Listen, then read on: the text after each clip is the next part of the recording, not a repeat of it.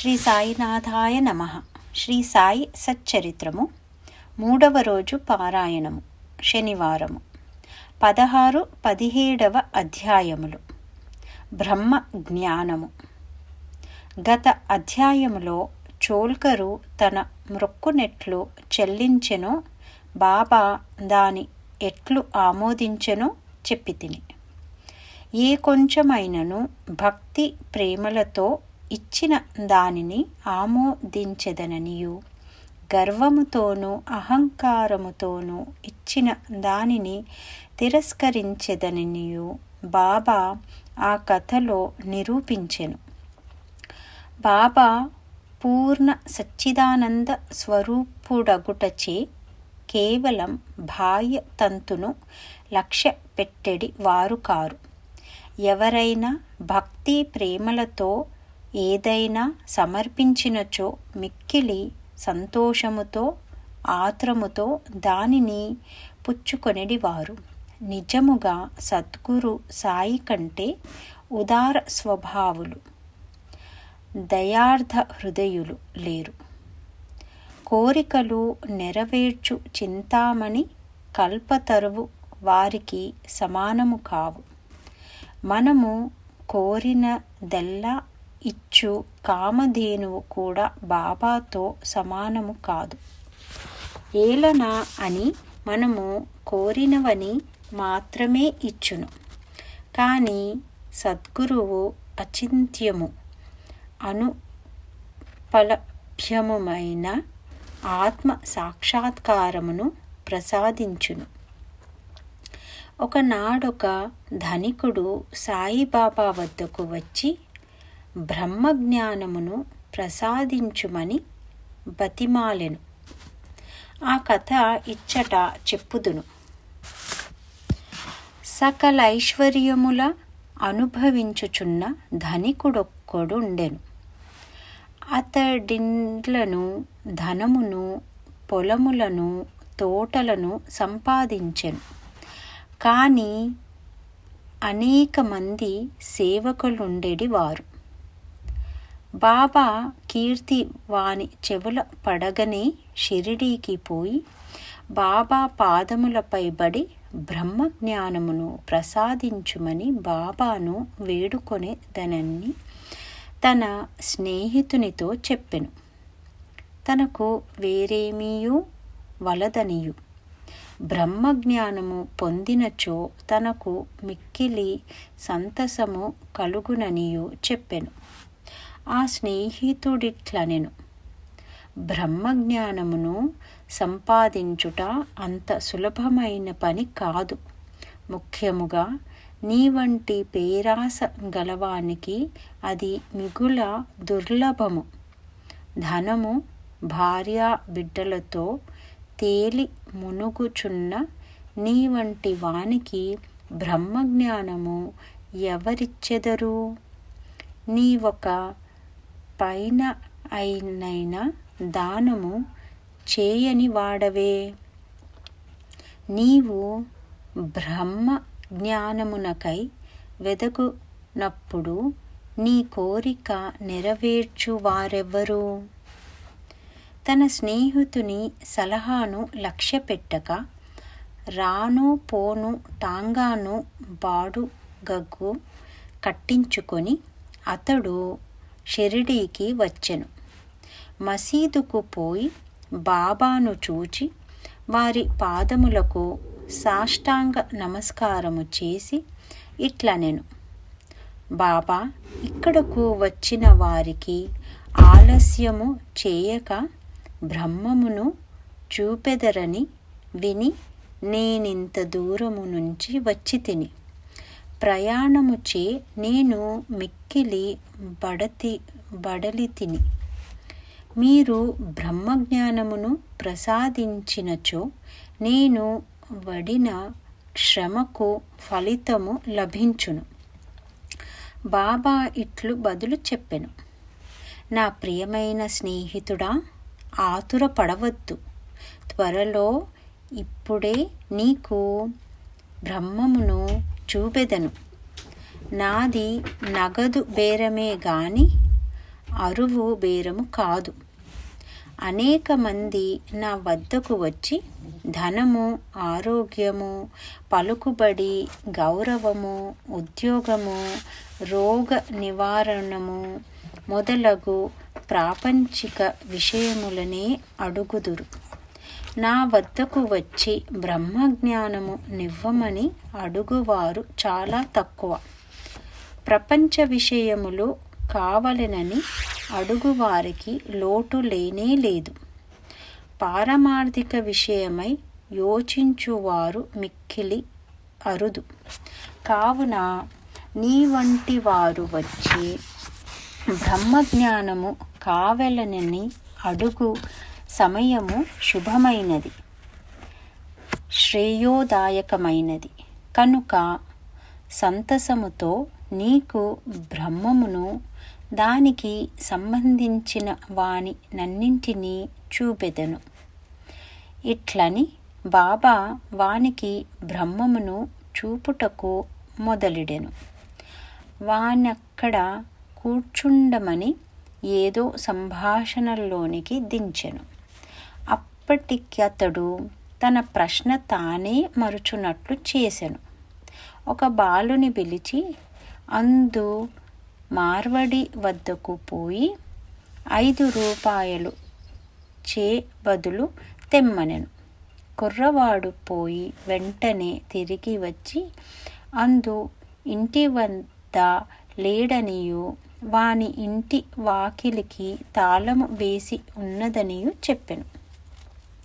కిరాణా దుకాణదారు బాల వద్దకు పోయి అప్పు తెమ్మని బాబా అనెను. ఈసారి కూడా కుర్రవాడు వట్టి చేతులతో తిరిగి వచ్చెను. ఇంతకిద్దరు ముగ్గురి వద్దకు పోగా ఫలితము లేకపోయెను. సాయిబాబా సాక్షాత్ పరబ్రహ్మ అవతారమే అని మనకు తెలియను. అయినచో 5 రూపాయలు అప్పు చేయవలసిన అవసరమేమి? వారికి అంత చిన్న మొత్తముతో ఏమి పని అని ఎవరైనా అడుగవచ్చును. వారికి ఆ డబ్బు అవసరమే లేదు. అందు మరియు బాలా ఇంటి వద్ద లేరని వారికి తెలిసియే యుండును.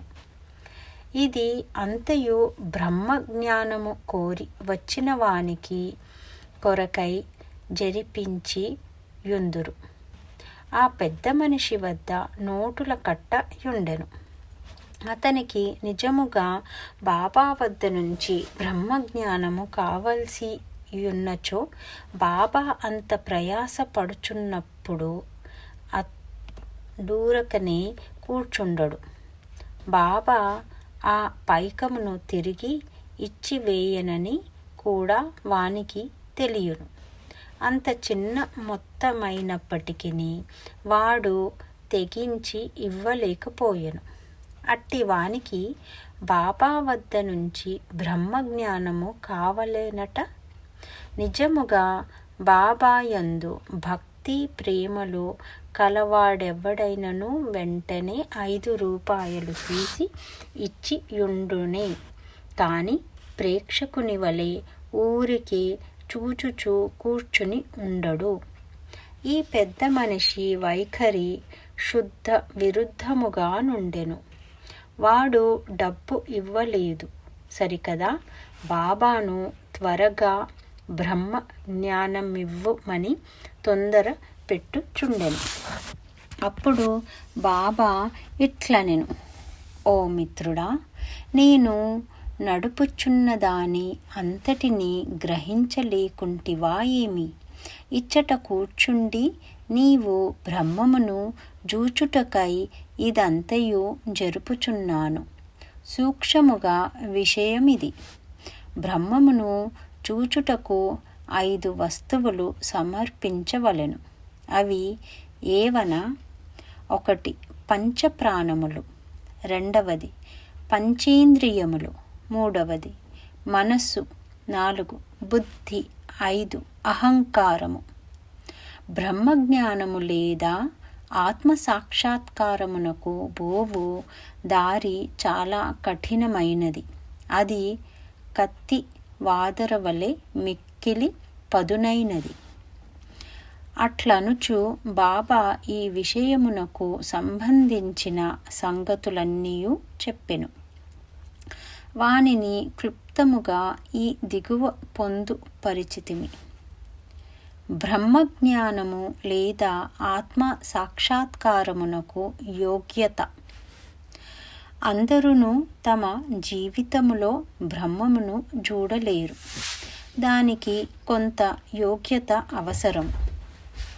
1. ముముక్షత లేదా స్వేచ్ఛ అందుటకు తీవ్రమైన కోరిక. ఎవడైతే తాను బద్ధుడనని గ్రహించి బంధనముల నుండి విడివడుటకు కృత నిశ్చయుడై శ్రమపడి ఇతర సుఖములను లక్ష్యపెట్టక దానిని పొందుటకై ప్రయత్నించునో వాడు ఆధ్యాత్మిక జీవితమును కర్హుడు. విరక్తి లేదా ఇహపర సౌఖ్యములందు విసుగు చెందుట. ఇహపర లోకములందు గల గౌరవములకు విషయములకు విసుగు చెందిన గాని పారమార్థిక రంగములో ప్రవేశించుటకు అర్హత లేదు. అంతర్ముఖత. మన ఇంద్రియములు బాహ్యమును జూచుటకే భగవంతుడు సృజించియున్నాడు. కనుక మనుష్యుడెప్పుడును బయటనున్న వానిని చూచును. కానీ ఆత్మ సాక్షాత్కారము లేదా మోక్షమును కోరువాడు దృష్టిని లోపలకు పోనిచ్చి లోనున్న ఆత్మ ధ్యానముతో చూడవలయును. పాప విమోచన పొందుట. మనుష్యుడు దుర్మార్గ మార్గము నుండి బుద్ధిని మరల్చినప్పుడు తప్పులు చేయుట మానవప్పుడు మనసు చలింపకుండా నిలబెట్టలేనప్పుడు జ్ఞానము ద్వారా కూడా ఆత్మ సాక్షాత్కారమును పొందలేడు. 5. సరి అయిన నడవడి. ఎల్లప్పుడూ సత్యమును పలుకును, తపస్సు చేయుచు లోన చూచుచు బ్రహ్మచారిగా నుండిన గాని ఆత్మ సాక్షాత్కారము లభించదు. ప్రియమైన వాని కంటే శ్రేయస్కరమైన వానిని కోరుట. లోకములో 2 తీరుల వస్తువులు ఉన్నవి. ఒకటి మంచిది, రెండవది ప్రీతికరమైనది. మొదటిది వేదాంత విషయములకు సంబంధించినది, రెండవది ప్రాపంచిక విషయములకు సంబంధించినది. ఈ రెండును మానవుని చేరును.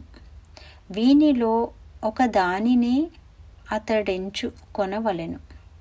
తెలివిగలవాడు మొదటి దానిని అనగా శుభమైన దానిని కోరును.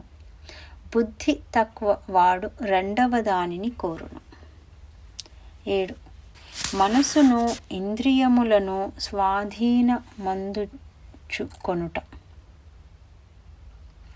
శరీరము రథము, ఆత్మ దాని యజమాని, బుద్ధి ఆ రథమును నడుపు సారథి, మనస్సు కళ్ళెము, ఇంద్రియములు గుర్రములు. ఇంద్రియ విషయములు వాని మార్గములు. ఎవరికి గ్రహించు శక్తి లేదో, ఎవరి మనస్సు చంచలమైనదో, ఎవరి ఇంద్రియములు అస్వాధీనములో వాడు గమ్యస్థానమును చేరలేడు. చావు పుట్టుకల చక్రములో పడిపోవును. ఎవరికి గ్రహించు శక్తి గలదో, ఎవరి మనసు స్వాధీనమందున్నదో, ఎవరి ఇంద్రియములు స్వాధీనమందుండునో, ఎవడు తన బుద్ధిని మార్గదర్శిగా గ్రహించి తన మనసును పగ్గముతో లాగి పట్టుకొనగలడో, వాడు తన గమ్యస్థానమును చేరగలడు, విష్ణు పదమును చేరగలడు. 8. మనసును పావనము చేయుట. మానవుడు ప్రపంచములో తన విధులను తృప్తిగా, ఫలాపేక్ష లేకుండా నిర్వర్తించని ఎడల అతని మనసు పావనము కాదు. మనసు పావనము కానిదే అతడు ఆత్మ సాక్షాత్కారము పొందలేడు. పావనమైన మనసులోనే వివేకము, వైరాగ్యము మొలకెలెత్తి క్రమముగా ఆత్మ సాక్షాత్కారమునకు దారితీయును. అహంకారము రాలిపోనిదే, లోభము నశించనిదే, మనసు కోరికలను విడిచిపెట్టనిదే ఆత్మ సాక్షాత్కారమున అవకాశము లేదు. దేహమే నేననుకొనుట గొప్ప భ్రమ. ఈ అభిప్రాయమందభిమానముండుటయే బంధమునకు కారణము. నీ ఆత్మ సాక్షాత్కారమును కాంక్షించినచో ఈ అభిమానమును విడువవలెను. 9. గురువు యొక్క ఆవశ్యకత. ఆత్మ జ్ఞానము మిక్కిలి సూక్ష్మము, గూఢమైనది. ఎవరైనను తమ స్వశక్తిచే దానిని పొందుట ఆశించలేరు. కనుక ఆత్మ సాక్షాత్కారము పొందిన ఇంకొకరి సహాయము మిక్కిలి అవసరము. గొప్ప కృషి చేసి శ్రమించి ఇతరులివ్వలేని దాని అతి సులభముగా గురువు నుండి పొందవచ్చును.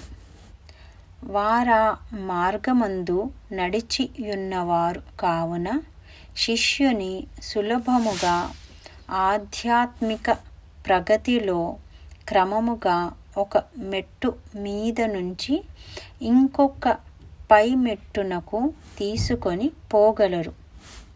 10. భగవంతుని కటాక్షము.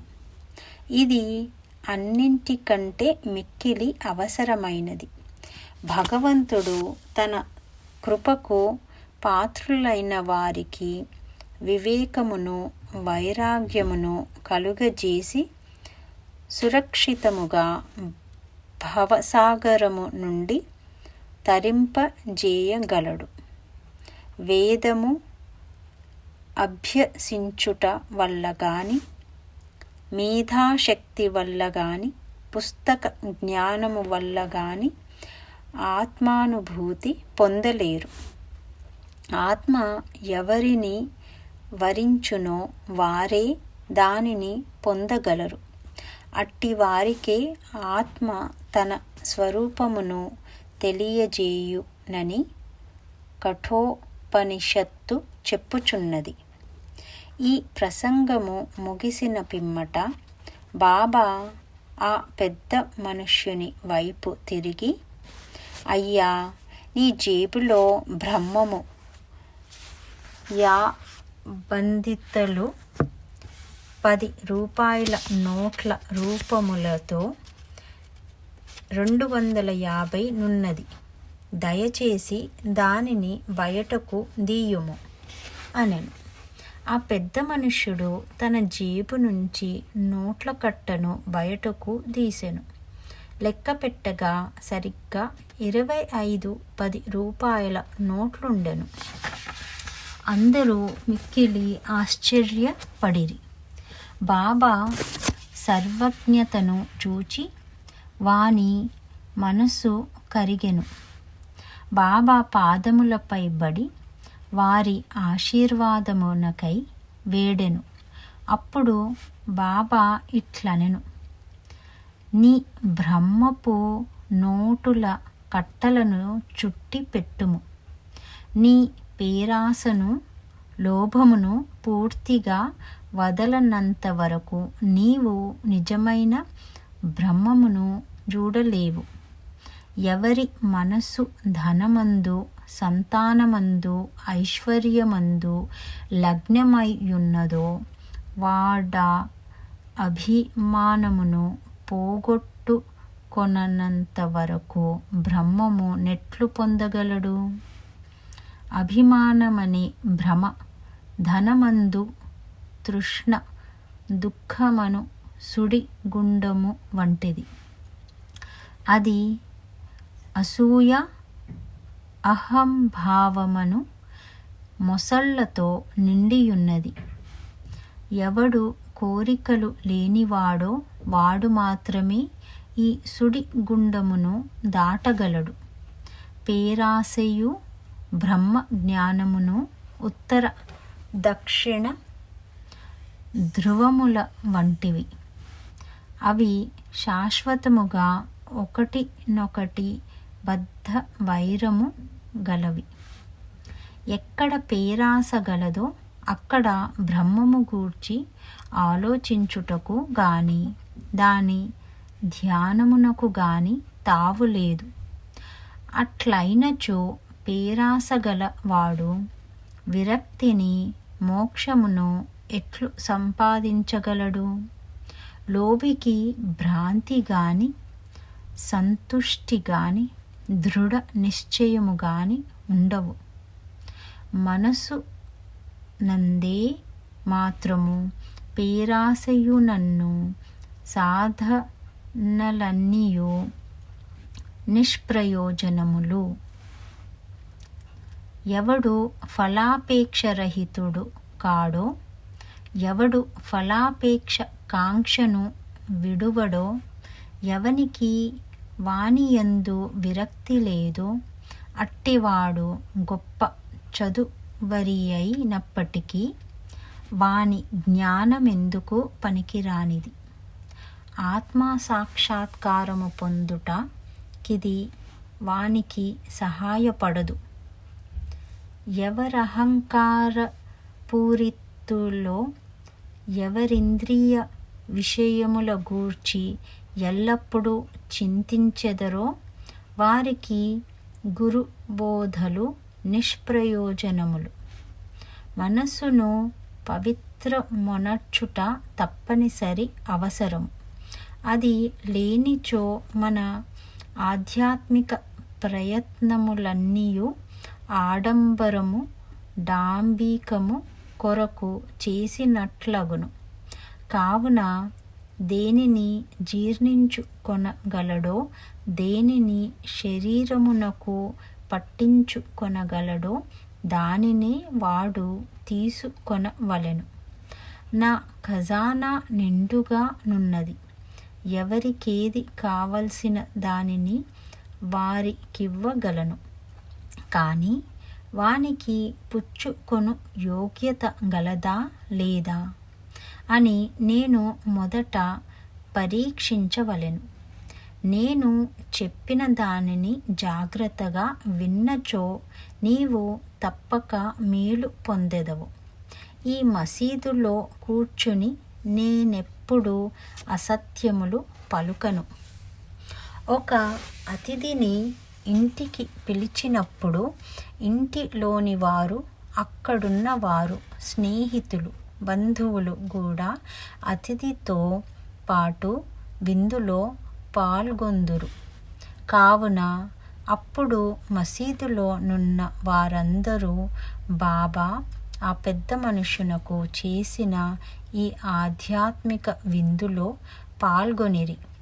బాబా ఆశీర్వాదములను పొందిన పిమ్మట అచ్చట నున్న వారందరూ ఆ పెద్ద మనిషితో సహా మిక్కిలి సంతోషముతో సంతుష్టి చెందిన వారై వెళ్ళిపోయిరి.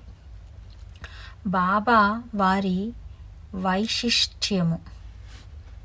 అనేక మంది సన్యాసులు ఇండ్లు విడచి అడవులలోని గుహలలోను ఆశ్రమములోను ఒంటరిగా ఉండి జన్మ రాహిత్యమును గాని మోక్షమును గాని సంపాదించుటకు ప్రయత్నించెదరు.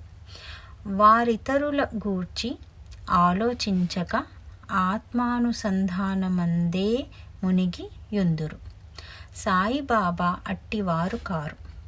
బాబాకు ఇల్లు గాని భార్య గాని సంతానము గాని బంధువులు గాని లేరు. అయినప్పటికీ వారు సమాజములోనే ఉండేడివారు. బాబా 4 దిండ్ల నుండి భిక్ష చేసి ఎల్లప్పుడూ వేప చెట్టు క్రిందనే కూర్చునిడివారు. లౌకిక విషయములందు మగ్నులైన జనులకు ఈ ప్రపంచములో నెట్లు ప్రవర్తించవలయునో బోధించెడువారు. ఆత్మ సాక్షాత్కారము పొందిన పిమ్మట కూడా ప్రజల క్షేమమునకై పాటుపడు సాధువులు యోగులు మిక్కిలి అరుదు. అట్టి వారిలో శ్రీ సాయిబాబా ప్రథమ గణ్యులు.